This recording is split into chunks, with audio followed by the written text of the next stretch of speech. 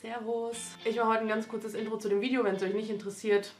Schreibe ich hier irgendwo hin, wo es dann richtig losgeht. Heute zeige ich euch mal ein Video für die NYX Face Awards Germany 2018.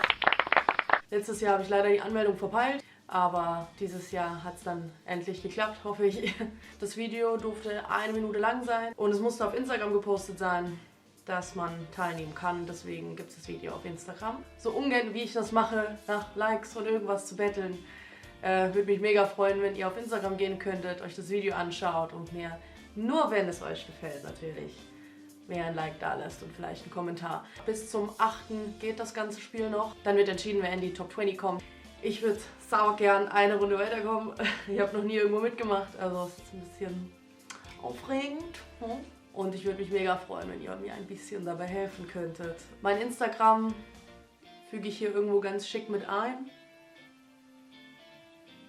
Der Link ist auch nochmal unten in der Beschreibung drin, direkt zum Video. Das heißt, dann braucht ihr auch gar nicht so viel klicken. Ne? Nur drauf, angucken, dann könnt ihr da einfach mal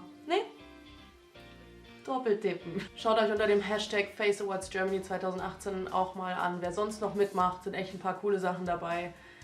Ja, ich wünsche allen viel Glück, die mitmachen. Hier seht ihr jetzt mein Video für die NYX Face Awards 2018. Wünscht mir Glück, alle die mitmachen, wie gesagt, auch viel Glück und ich freue mich über eure Unterstützung. Jetzt sehen wir uns dann bald in der Top 20 wieder, ne?